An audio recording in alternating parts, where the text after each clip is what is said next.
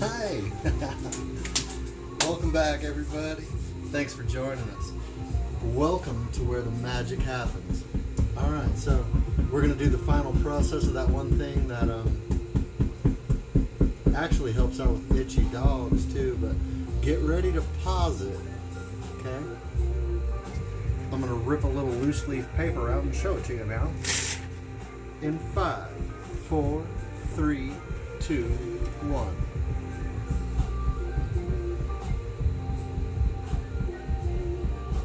Is that good enough? Alright. So, take a look at that. Disclaimer, do your research, as noted.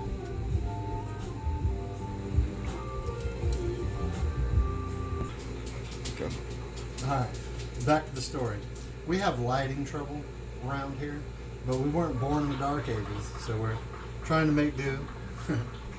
So, Alright, so, disclaimer, guys, with any homeopathic or prescription medication, I have to encourage you to consult your doctor, because obviously some things don't mix. This remedy is powerful, and if you take any other medications, they probably are too. Some things just don't mix. PubMed is a great resource. When I worked in a hospital, that was how I could cross-reference everything to see if my patients were in danger of new prescriptions. It was just me doing my physician a favor by doing that, He probably had it all memorized anyways. Hey, doc. But, for your information, if you're going to do this, do it well. All right? So, the final procedure. We've got our ingredients that we prepared earlier in 101. This is 102.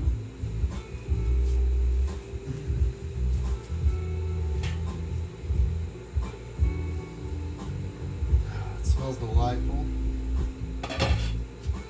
So, if you want to take a look in there.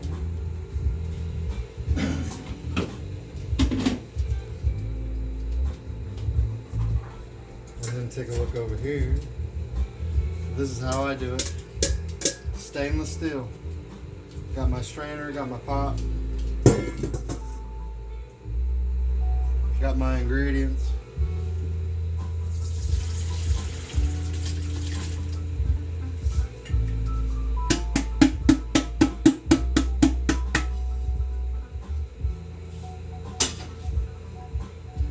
Now, I just need something to mash that down.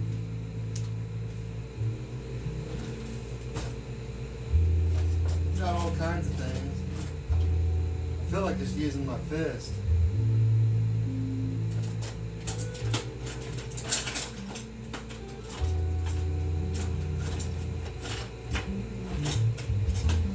So that's what I'm going to do. Because I can't find my little plunger thing. It's around here somewhere. It's wooden. Wood is really good for antibacterial properties. That's why wooden cutting boards that you use, why aren't they plastic? Isn't plastic better? No, it's not. Wood has antiviral and antibacterial properties, so when you wash it, the wood does the rest of the work. My hands are clean enough, it doesn't matter. This stuff will sterilize a dead horse body. I mean, it's really powerful. And you can drink it. You can store it for up to about 6 months, and depending on what you put in it. That's why I don't like putting honey or whiskey or anything else in it, just so I know what's in it. Now, I do add honey for flavor right before I drink it, and when I do 1 tablespoon at a time. If I'm doing preventative, like if I'm around people that might be sick, I take preventative measures, so I'll have 1 tablespoon a day. If I'm symptomatic, I'll take 2 tablespoons a day. Now, guys, everything that I'm telling you, I am the case study. I've done it before. I know that it works. Otherwise, I wouldn't be sharing this information with you. So, 2 tablespoons a day if you're symptomatic. Actually, if you're really symptomatic, you can do up to 2 tablespoons every 3 hours. This stuff is, but I wouldn't do that every day. I would do that one day, then take a day off, and then do it the next day. Let your immune system do its job. This just boosts it. All this does is give you a fighting chance. It's not a fix-all. It's not a cure-all, but it does help. It really does. All right. So after I've got my pulp drained, I can get rid of that. I would have given it to the chickens, but I already fed them like so much today of my scraps. I'm a big fan of cur jars. I've got some cur jars that are black. They've got a UV filter so they don't rot in the sun, basically. But you know, nothing fancy here, guys.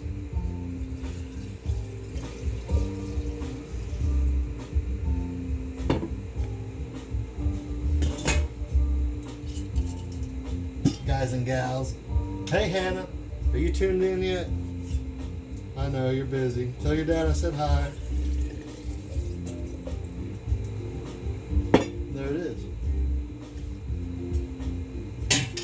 Now, I'm not doing this for your vote of confidence, but I'm doing this for informational purposes. A shot glass and a tablespoon are very similar. This is a tablespoon. Alright? So we're just going to use that. Now, if you fill a shot glass halfway full, that's about 2 tablespoons, just so you know. But it is exactly what you would expect it to be. Very tart, very sour, not so delicious. But if I'm going to prep this and serve it to me or my family for a week, I'll take about a week's worth out of a jar and melt spun honey or locally procured honey. I'm actually bringing in honeybees pretty soon. We're going to talk a lot about bees and honey coming up, and mushrooms. Guys, I'm not talking about the funny guy kind. I'm not talking about the psychedelic kind, but they all have very, very powerful redeeming qualities that are phenomenal. They're amazing. I mean, the mushrooms, actually, believe it or not, you're going to think I'm crazy for saying this, but mushrooms have a root network called mycelium. Or I would say mycelium, and my kid would get mad at me and have to correct my poor speech. But it's a root system, and the weird thing about these roots is they don't just grow horizontal or perpendicular like typical roots, you know, up and down, left to right.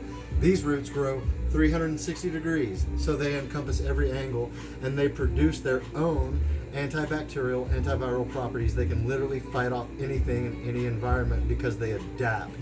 They're adaptable to any environment.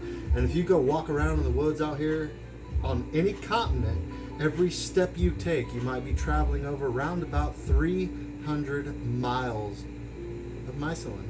Yeah, so we're going to talk about some really cool mushrooms, oyster mushrooms. We grow those in a new batch. What do you say, Camera Woman? Like every week? Mm-hmm. Yes, ma'am. Thank you for coming by tonight. Thank you guys for tuning in. I'm so happy that you're interested in this stuff. It's really good information. More to follow, definitely more to follow. Love you, mean it. Stay tuned, stay vigilant, stay free, stay salty.